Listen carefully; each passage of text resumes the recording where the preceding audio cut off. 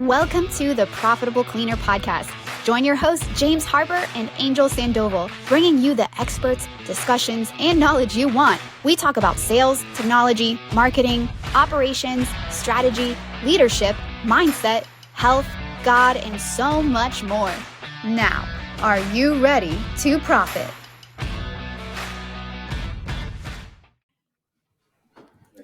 All right, welcome everybody to the Profitable Cleaner. Man, I am excited for today. James, are you excited for today? I'm super pumped for today. Yeah, I know we've had this guest in the past before, and I'm super excited to even have her as a roundtable leader in Cleaning Profits 2.0. Diana, welcome back to our podcast. How are you doing? How you been? I'm good. Thank you. Thank you for having me again. Very excited to be part of you guys in the show today and coming to the roundtable. Well, look, I know people know your story, and I'll tell you something that you probably don't know, Diana. From the last event, the only two that have been, if you want to call them, welcome back into it and taking a leadership role, kind of like how you have been, you and Mark Anderson. So outside of that, it's all new faces, all new fresh faces, but you and him have too much value for us not to bring y'all back and let you serve the community. So we're Thank super you. excited to have you. We're super Thank excited. you. Thank you so much. I really appreciate it. Thank you. For those that don't know, the first time we ever met Diana was at an event, Cleaners and Cocktails, and her partner came to me and said, "Hey, she's a sales shark." Literally, that was the first sentence that came out. Not anything else. She's like, "Hey, she's a sales shark. She'll close anyone." So that leads us to our topic today, winning walkthroughs and contracts. So we're super excited to get it. Are you ready to go, Diana? You ready for some questions? Of course. Always ready. Awesome. Well, look, I know that Babco's growth, almost like a hockey stick, right? It was almost like not immediate, but immediate traction, right? Like everybody that hears how fast you guys grew is really impressed. What are some of your maybe just give us top 3 rules or top 3 beliefs that you have about sales? I think one of them is not oversell yourself of your team. Go straight with being honest and that we're not perfect, right? But we are reliable and we're going to make it work even when we mess up, because we will mess up. So that's number 1. Number 2, not trash your competition, not talk bad about what's going on in that moment or whoever they're using at that moment. And number 3, I think, is listen to the client, to their needs, and really pay attention. All right, we can go a lot of ways here. I'll let you kick it off, James. Yeah, so it's kind of funny you say that, Diana. One of our longest lasting clients who we work with that I believe is a really good, we call closer in sales. He literally starts his walkthroughs off with, "Hey, listen, we are going to mess up at some time. Just know we're going to pick up the phone and make it right." And then you are actually only the second person I've ever heard kind of say that as well. Like, hey, just be honest with the fact that mistakes will happen, but we'll get it figured out. I'm actually curious. So you've been doing this now for 2 decades. You're at a whole different level now than obviously when you started. I'm just wondering, like, when you go back to the early days, like some of your first commercial walkthroughs, how much, like, what did those look like compared to what they look like today? Or are they kind of similar still? Like, what has the evolution of when you're dealing with a prospect and a client, like how has that evolved over the years? So now I don't do the walkthroughs anymore. My team does, right? So that's a huge change. I used to do it all for about 15 years. So now I don't do it anymore, but the team has been trained for that. The other thing that has changed a lot is that I made the mistake of overselling ourselves, and I never really talk bad about the companies that were there, but I always try to oversell the company and be so focused in we're better because we do this and we're better because we do that. And that was very at the beginning, making that mistake, because it doesn't mean you're better. It's how you handle the situations when it happens, because they will happen to anyone. We're all humans. And when you start growing, you have less control of your team. So when you only have 1 or 2 employees, you're great. Like, mistakes are very to the minimum. Once you start going 50, 100, 200 employees, there is no way you have the same quality. So you can't go into a client and tell them that your quality is the best and that you're better than all your competition because your quality.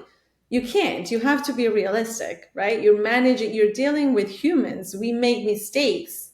That's what we are not perfect. So you're never going to be perfect, but you will assure the client that when we mess up, we have a team backing you up. So you don't have to worry about it. When we do, because that's a reality and it will happen. So I feel that by doing that, you give that client that comfort, right? You're not overselling yourself. You're not promising something that it will not happen. And they just know that you have quality supervisors to back up. They have your, what we call rock stars or floaters to cover call outs. So that being honest and realistic has changed a lot. I used to make a lot of mistakes on that right at the beginning. That's so good. Okay.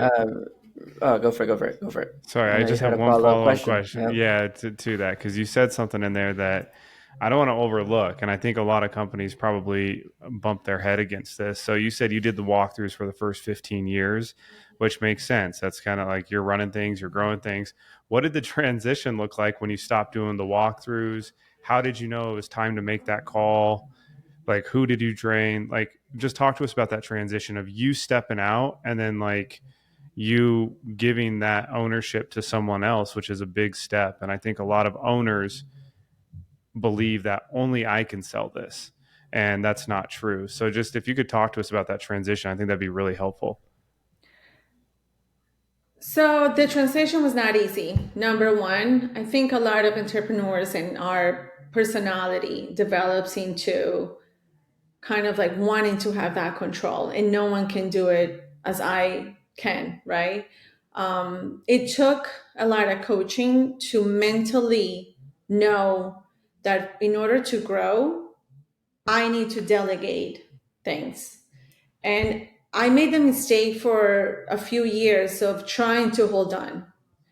And you need to trust your team enough and let your ego take a step back. Like, really, like, you need to let them shine. Because if you try to control them, there's no way you can grow, because you're holding on to something. And then your team is like, I want to do this. And so really make sure the goals are, I made sure my goals were written in a way that were easy to understand and simple, practical. So that, and then I started working with her and going in, just seeing her act. And I'm only there watching. And by my tongue, when I wanted to say something, really by my tongue. But then at the end said, listen, I'm only going to tell you 3 things. First, always start with the positive so that you're not crushing their soul, right? You got to bump them up and make them feel that they can do it. Make sure they know that this is difficult for you, right? Because you're letting go of your baby, right? You're letting go of what you do. And little by little, it got to the point where afterwards, I will say, I have nothing to say. You did perfect. And sometimes she did things that I was like, oh my God, she did it even better than I would have done it. So, just learning from them and focusing in growth. Have your goals. Okay, I want to grow to whatever number it is, 50 million in sales. For me to get to 50 million, I'm going to need all these people, and I'm going to have to let it go. So always, every time you want to control something small, just have your goals so clear that you're like, okay, I can't do that because I'm going here. And trusting your team and remembering that no one is perfect. We make mistakes and it's going to happen. Let me ask you a question here. That's really good, and I know we're gonna bounce around in conversations. That's usually how James and I do it. We will work on our flow, but I have a question. You said earlier it's not about the best quality, right? Which again, I think a lot of new cleaners they'll still sell quality. They're like, we're the best. We use the best product, use the best equipment. We use the best, right? Instead of the people. How important has your brand, both personal and business? Because I will say, when we met y'all, we researched you guys. We looked at the website. We looked at the LinkedIn. We started doing our thing, and the first things James and I thought was impressive. Like they know their brand guidelines here. Like they know what they're doing. So my question is, how important do you feel has your brand been when it comes to winning contracts and how people see you when you're going through the walkthroughs? I think it has made a difference for them to see our presentation, how we showed, how we cared about the brand and the company, and that we are working for the same team, right? We're all working for the same team and making sure that it works. So for them to know that Babco can be there for them, and they always call it the Babco team, right? Oh, the Babco team got it. Just call Babco, and just putting the brand out there, making sure that it's in our uniforms, in our vans. Our brand is so important that they don't even call, oh, hi Diana, oh, hi Jenny, hi Angelica. It's like, oh, Babco's here. Come on, girls, Babco girls. So it's such a big team that it made a difference, and it's not just one person working and they know the person is the brand.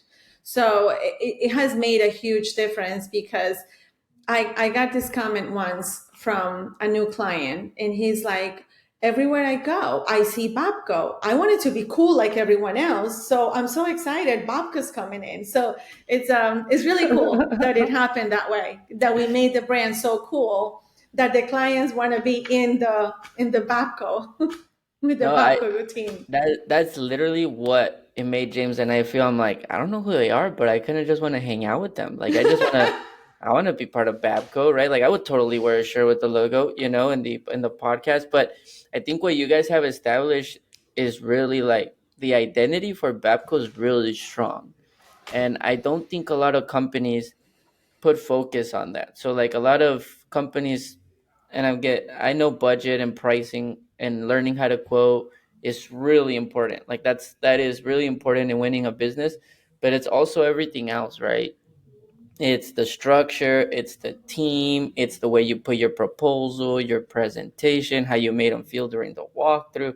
If they were to look you up, like you said, if I drive around your area, do I see your logo? Do I see buildings that you're servicing? Like, can I identify myself with your brand? So I think one, you guys have been doing awesome with that.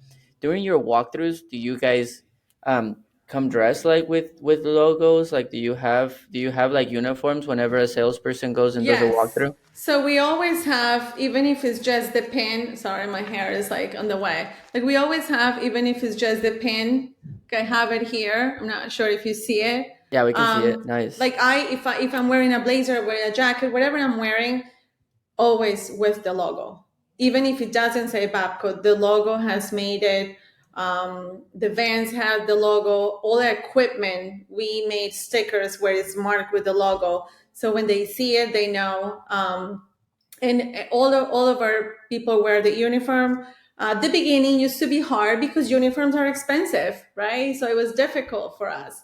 So I remember just having patches made so that we can kind of like put it in the t-shirts, because we didn't have so much money in the budget to spend in uniforms. So I think each business you can't expect a company with $1 million in sales to spend 1% or 2% of their income in uniforms. Like it's not realistic. You do as you can. Once you have established clients and your margins are getting better, now it comes time where you say, now I can invest in my brand. Now I can do this, right? So you can't really, you gotta go baby steps. You can run. So branding is important, but it comes later on. You're not going to start right away spending money on these cool uniforms and you got to go and take baby steps.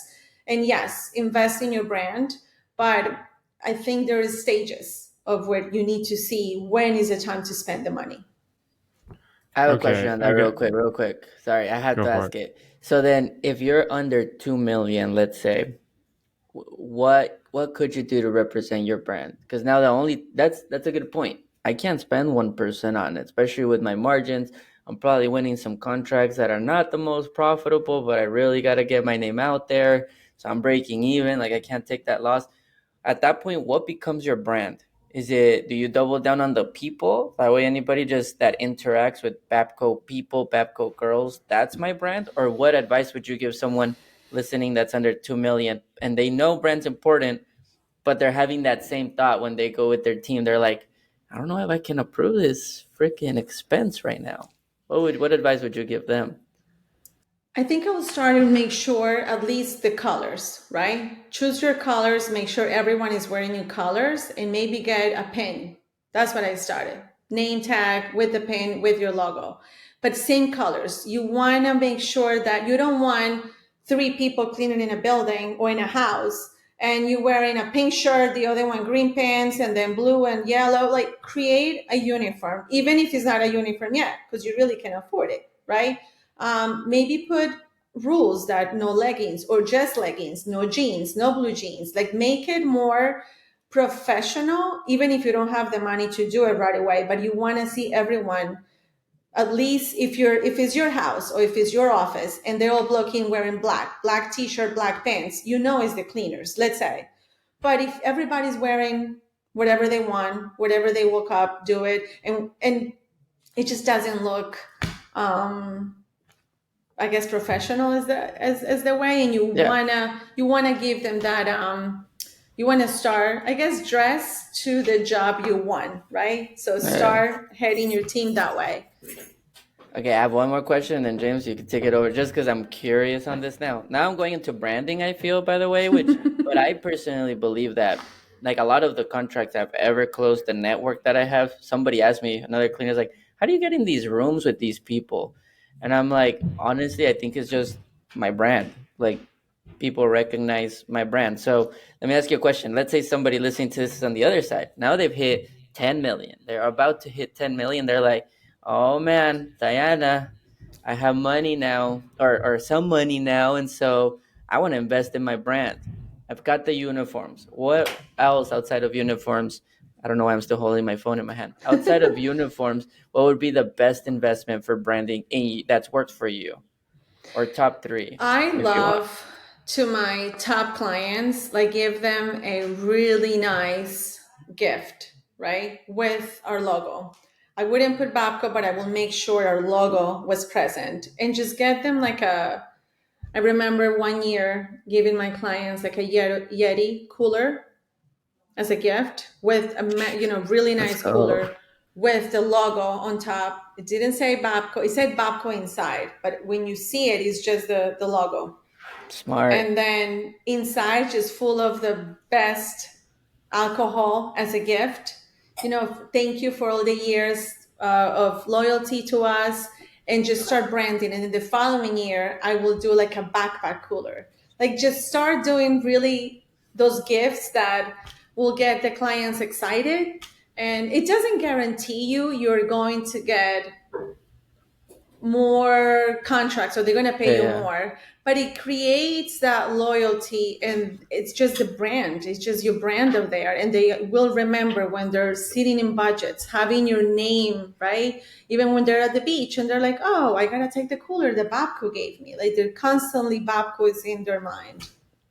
You just said one thing that is so, like, when they're like, hey, we gotta change cleaners, or hey, let's go out for a bid again. Right now we're Babco. Like, I can feel like if I was a facility manager or procurement and I see my Yeti, and I remember our conversations, and I look forward to these yearly gifts or something where I get to hang out with you, or I see you in the BOMA. I know you guys do a lot of like events and stuff, and I always see you.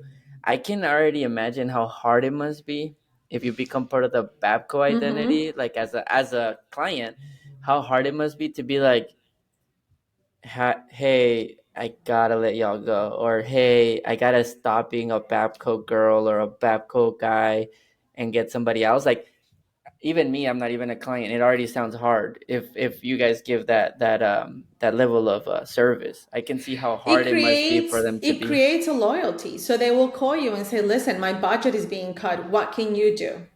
If you don't have that relationship with the client, they're not going to call you. They just send you a 30-day notice and that's it. Sales and branding is about creating loyalty. I like it. I like it. That's awesome. I think this is, and I actually think branding is often overlooked in the sales process. I mean, Angel and I are sales guys through and through, and I've overlooked it a lot. But this is what's cool for anyone listening. If you guys follow the show, we get to interview people like you, Diana, and then other like people with like other experts. And I remember we had a marketing person on, this was probably a year ago. He said, what branding does for me is it shortens the length of times that contracts close. And he goes, so like when I show up and they already know who I am, or they know what my company is, and they feel that presence, like all of a sudden like deals move faster. And I feel like a Babco presence when like we're around you guys, and we saw it before we ever met you. I want to kind of talk about we're talking a lot about walkthroughs and branding. Let's say after the walkthrough, you have a great conversation with the facilities director or whoever, it doesn't matter. What's the proposal process look like?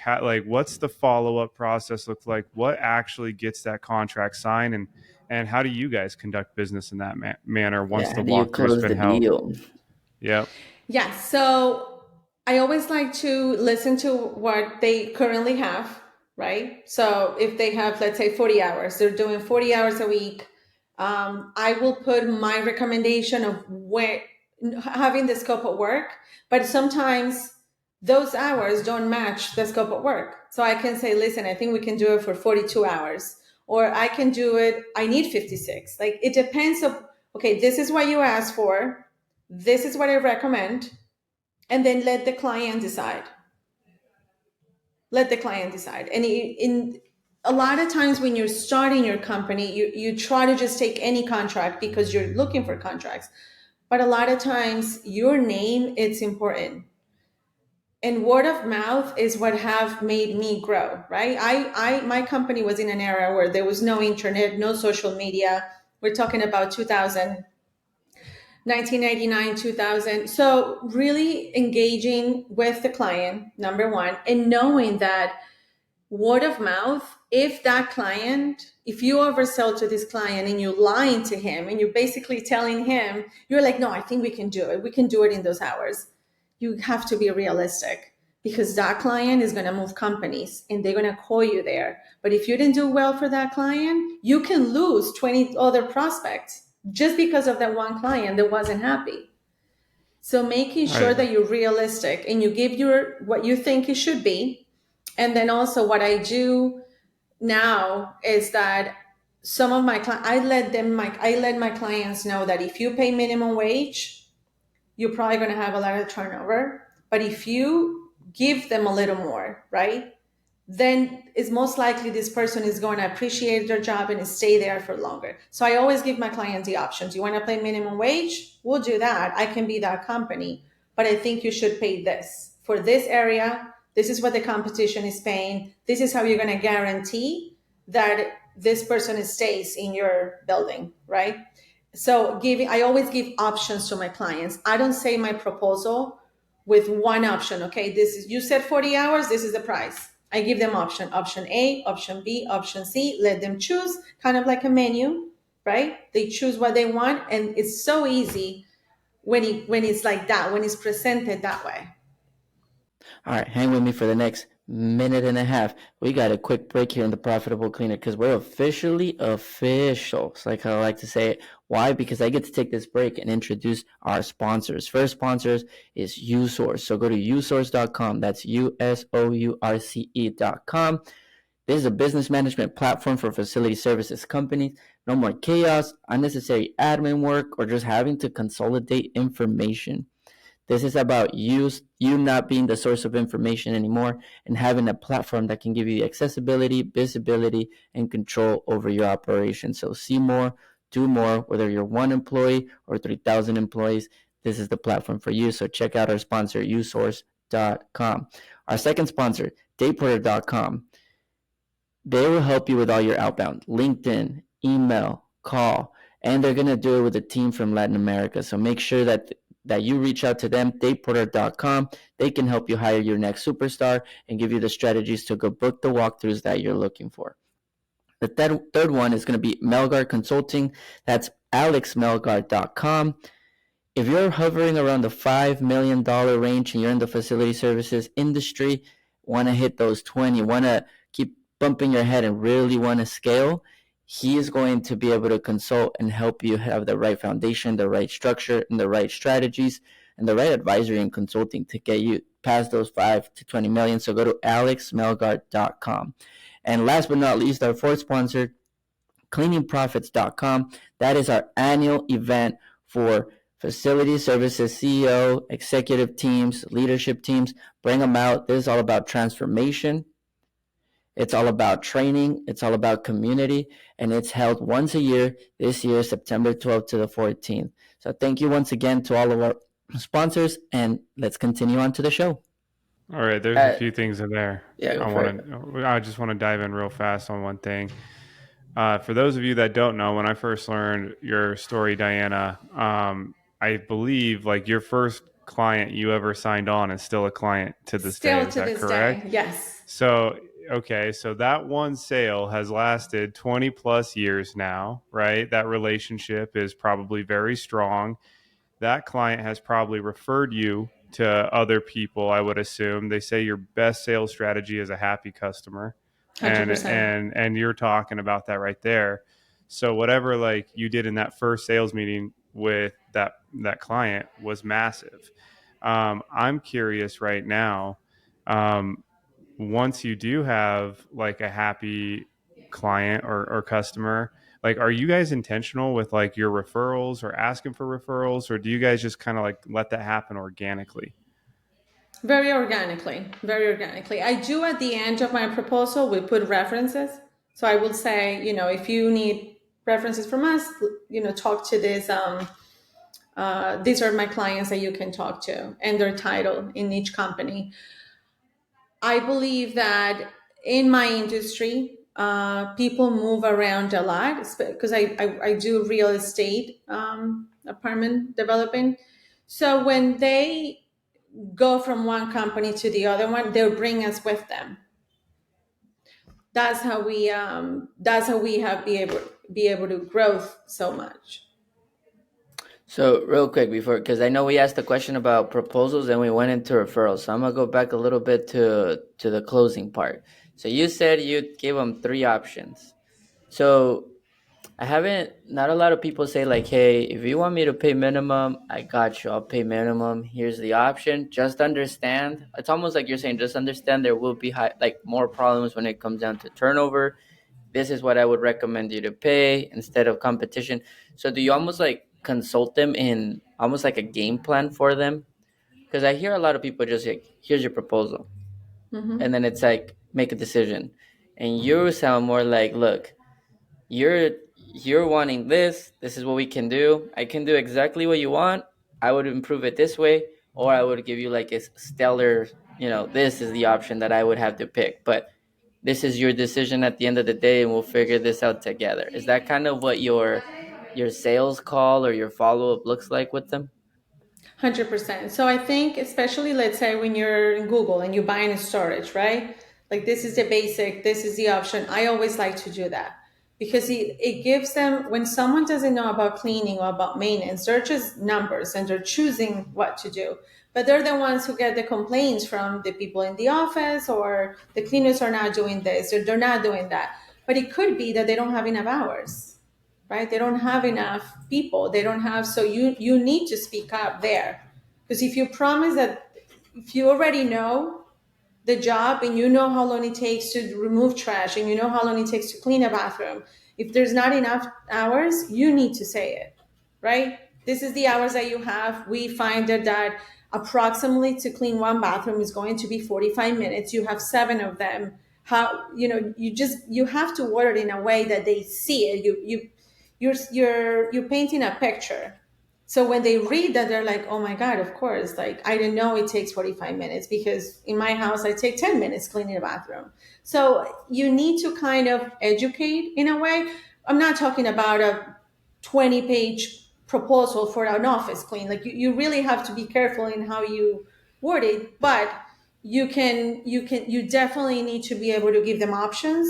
So especially if it's an area that there's no public transportation, the person that you hire needs to have their own car and drive. You have to pay a little more. So you have to customize it and tell the client, listen, there's no public transportation. I need to pay this person at least $2 more above minimum wage, because for someone to get there, you kind of have to know the possible issues that you will have there and address it right away. So that when they're complaining in 2 months, you can say, let me remind you of the proposal. I gave you the option of paying this person more because of this reason, right? So you have to know what you offer in the client so they can see a clear picture and decide. And I know that probably Daniela knows better about the numbers, but I do want to say 95% of the time, the client go with our recommendation. Because if they're making a change, it's because they're tired of something with the other company they have. And if you're telling them, okay, this is your issue and this is how I can fix it, I can keep doing this, right? Because some clients don't want to spend the money. So I can keep doing this, but you will have complaints. Or we can do this and I will guarantee you that you will have less headaches. 95% of the clients go with this option.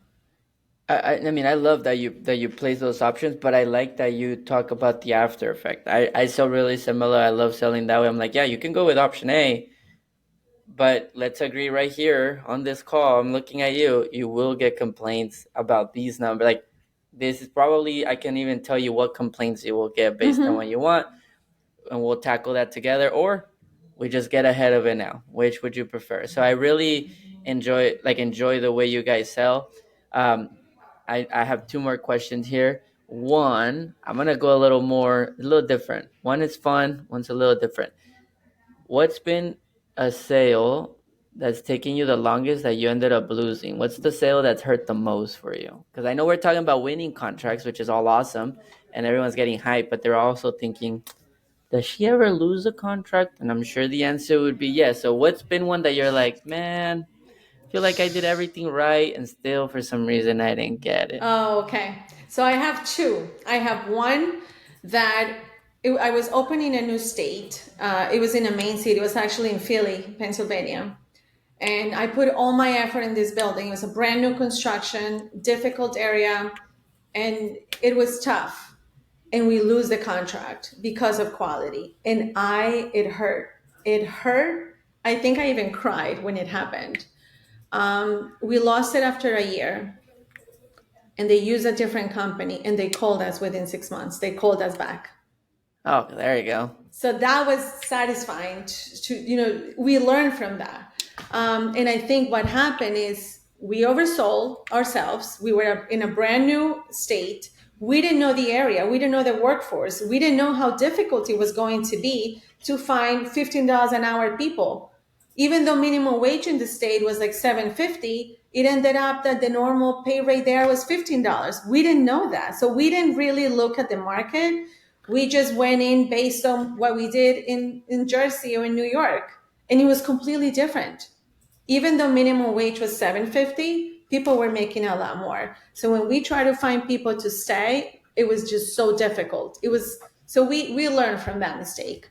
So really knowing the market, really, like, if you don't know if it's brand new, what I did is start going to restaurants and ask people how much they make. How much is a waiter making? How much is a cleaner making? Going into properties that you don't clean right now and ask questions to those cleaners. How much do you make? Like, I'm trying to open a contract next door. Really shop around and understand the market before you give a proposal. And I didn't do that at that moment. I didn't do it. So it was kind of like too big for me. So when we bid it the second time and we got the contract back, I bid it correctly. I made sure I replaced it. I paid people more, and we still have that contract. So we lost it and got it back.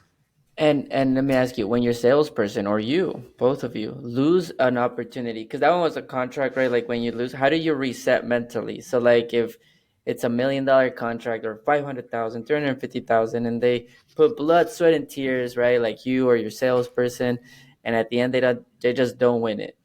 What would you tell your salesperson, or how would you help them kind of like reset so that they can get over it and move to the next opportunity? Because that happens a lot more than we all wish it happened. Unless it doesn't. It doesn't. Like Whoa. we have, it's so funny. We have a bell. We bought a bell for our hallway. So every time we win a contract where we ring the bell, and it gets everyone so excited, but we're so busy constantly.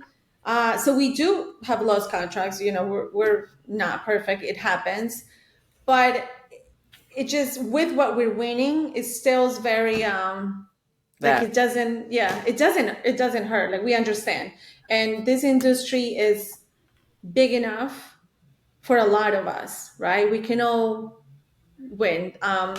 Even if we're competitors, when I have companies like that come to me and say, I'm very slow, is there anything that I'm like, of course, I always try to help them out. And even if they're in my area, I don't see it as competition. I see it as that we complement each other.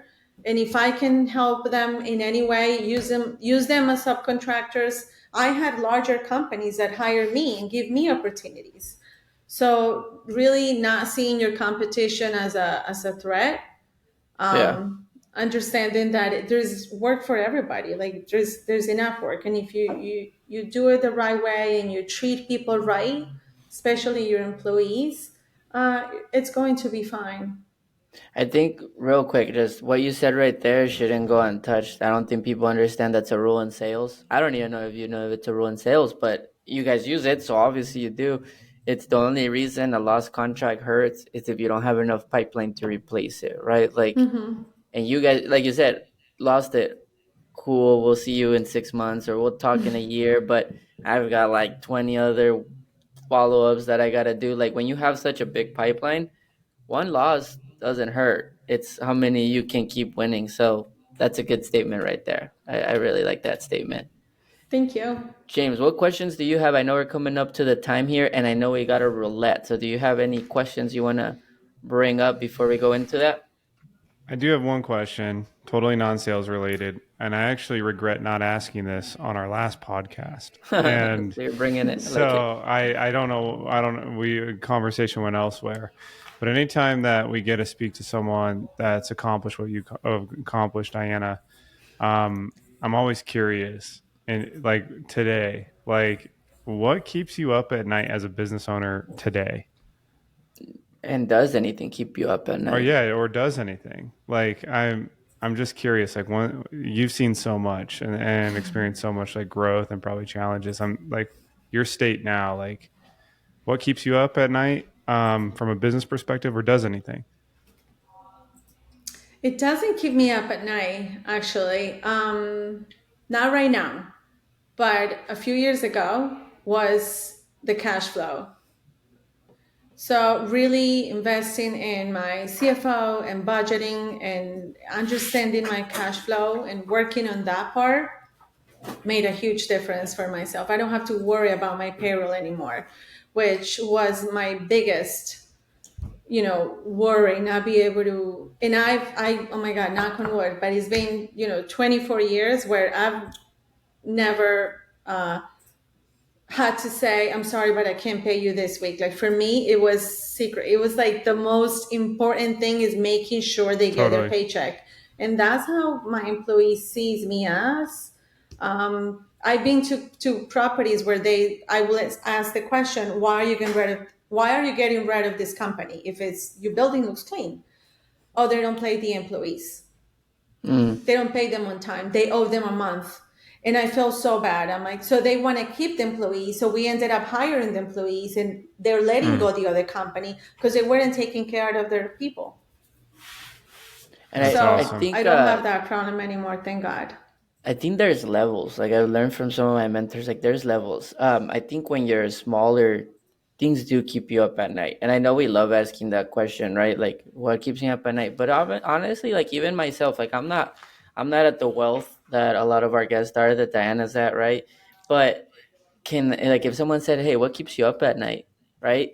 I don't, does anything keep you up at night, James? Like nothing. I can sleep like a baby every single night, but that's also because I prioritize sleep. That's a different conversation. But I think that question is so popular. Everybody wants to have something that they're stressed about, but there's also like this beauty in some people like Diana, that they just live in a different state now, a state of gratitude, a state of like, man, I've been through the tough part. Like I'm good. Like I'm When enjoying I life. get a letter, when I was in my 20s, I started the company when I was 18. So when I was in my 20s or even my early 30s, a letter from an audit, oh my God, I would like, you have no idea. So now I get audit, I'm like, oh, like after I turned 40 and the company grew, like I don't stress anymore. Money comes and it goes, right? So it doesn't really stress me out because as it comes, it can go. One day you wake up with money, one day you don't have it. It doesn't really stress me out. My people do, like my team, they is the only thing that I really, they made the company with me. This company is what it is, not because of Diana, right? Because Babco, the team, the cleaners, the people that wake up every morning and put the t-shirt on and show the brand. So I feel like they making sure that I have enough work for them and make a difference in this women head of households. Like I'm very passionate about that. Moms that have their kids and have to go and they don't speak English, and there's so much more that I worry, making sure that my decisions don't affect them Yeah, and they have a stable job. I I love think that. I think one thing that comes through every time we speak with you, Diana, and Angel started off this by saying he first heard your name and they labeled you a sales shark. But I think Angel and I both have a belief that the best salespeople are servants first and foremost, and I always hear a big servant mentality. So the fact that like we hear that servant mentality and you're labeled a sales shark, for everyone listening, those go hand in hand. And if you like listen to everything we spoke about today, we talked about, walkthroughs and contracts and all that, but like everything's connected together. Your brand, that plays a part to the sales process. How you hire, how much you pay your cleaning staff, that goes into the sales process. How you're honest with your clients right from the jump, that's your sales process. Like, so everything you do, like how I said this to our team yesterday, how you do one thing is how you do everything. And it seems like it all really encompasses and plays a big part to your guys' winning. I'm telling you right now, she's gonna be talking in like anything like what's that event? Eli. I can't stop saying Ellie. Spoken like Latina Council. It was like a really big event in Colorado. I'm like, we're gonna introduce you to her. She's another roundtable. You're gonna. I'm telling you right now, like I can't. I'm so glad we have her here because 5 years from now, she's gonna pull this podcast episode and be like, remember when we talked about her speaking in stages? And then it's gonna be like Diana, like at a stage, thousands of people. Like I just know it. Oh wait. It's gonna be like, welcome, Diana from Babco. Yeah. And then like That's the really big funny. LED screens in the back and lasers, and then it's like today we're That's gonna. funny. I'm telling you, I'm it's gonna ready. I'm happen. ready. It's gonna I'm happen. ready. I'm prophesizing that out there. It's gonna be a good time. Well, That's Diana, great. we have this roulette game. We implemented this, as you know, this is our second season in the podcast. Our Okay. first season was 92 episodes, great time. And you're a returning guest. This time we're doing a little question that James has. He has a little box. It can be any question. We don't know what it is. Once Okay. you answer it, we never ask it again ever in the Okay. podcast. So Okay. are you Oh down God. to play Profitable Cleaner Roulette? Yes, I am. I can't Oh wait for my someone God. to I'm say nervous no. now. I know. All right. Talk to it. This is kind of funny. Talk to us about one of your guilty pleasures. Oh my God. Okay. These questions are so random, I swear. Okay. So, French fries and like that. I'm gonna say in Spanish, comer chicharrón, like the pork belly.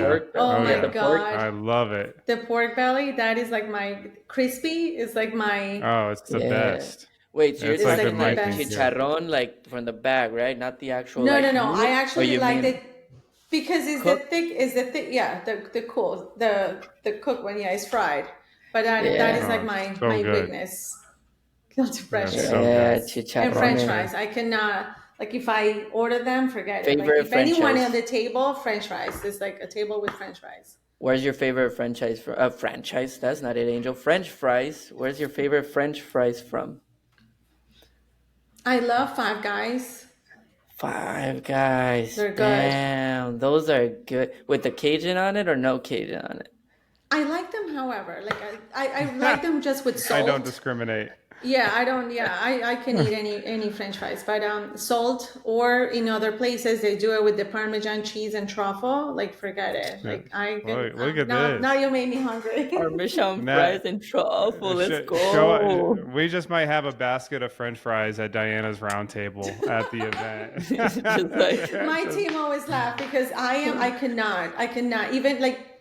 I'm not really into ice cream, or I am, but I'm not. Like, I can go days without having it. You can eat it in front of me, but if you're eating French fries, and I will reach out and grab French fries from your table, from your plate.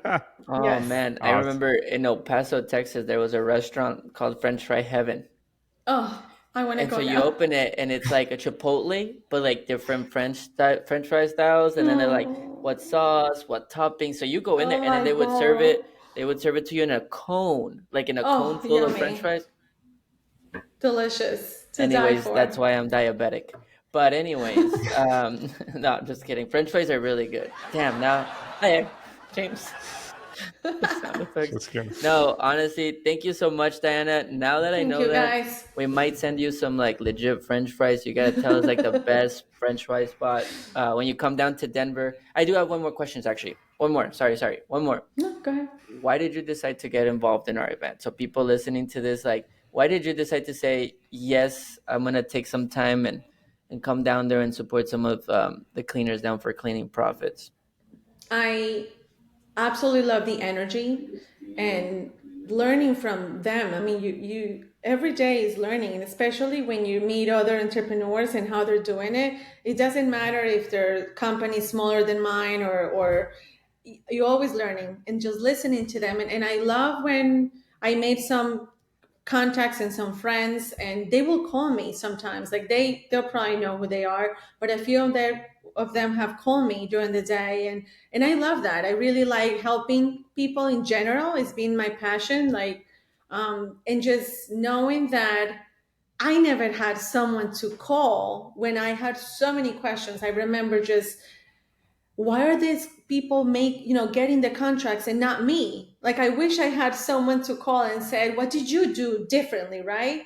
If someone is doing it right, I want to learn from you, right? So learning from someone that can be so accessible at a phone call away, I think it makes a huge difference. And again, for me, women, we're so resilient, and we go through so much. I'm not saying men don't, but I feel like, especially nowadays, when we work full-time jobs, manage companies, and our moms, and we also sisters, mothers, daughters, we do so much that just helping each other and bringing us ourselves, I think it makes a huge difference. And I wish I had that when I was starting and I was learning English, and that if I can do that for someone else, it's just like pay it forward. I always tell them when I talk to them, I said, you got to do it with another company that is smaller than you, or someone else that needs you. It's my passion. Like, I love it. So James, we got to start doing that. We got to start doing that. Like, as soon as we give advice, be like, hey, there's only one condition though. You got to go pay it forward. I've never actually like intentionally said that. Yeah, no, you're going to meet some awesome, like, we agree with you. I think like Like I wish my wife would go, because like women, the women that we're taking there that are leading and stuff, like you're right, it's super impressive. Something that I wish I could say, like, as a man we can do. Absolutely not. There's women have a superpower Totally. that we don't. And I think if we keep influencing and pushing that out, now that I'm a husband, like my thing isn't like just providing. My thing's like, I'm gonna provide, but also like, let's go put you in the room with those women, because they're like, so maybe my wife goes to the event. I don't know, but Nice. you'll You meet Ellie should. Stanley, you'll meet Tatiana. Like a lot of leaders are gonna come that are women, and yeah, I'm all for women empowerment. Super exciting. Well, It's thanks so going to be much a for Yeah. being powerhouse. here, Diana. We appreciate Thank you. you. And Thank you for remember, having again, me. 5 years Yes. from now, you'll be speaking on stages. So just remember this podcast for that. Sounds good. All right, Diana, thank you Thank so you. much. Thank you so much, guys. Thank you. Okay. Bye.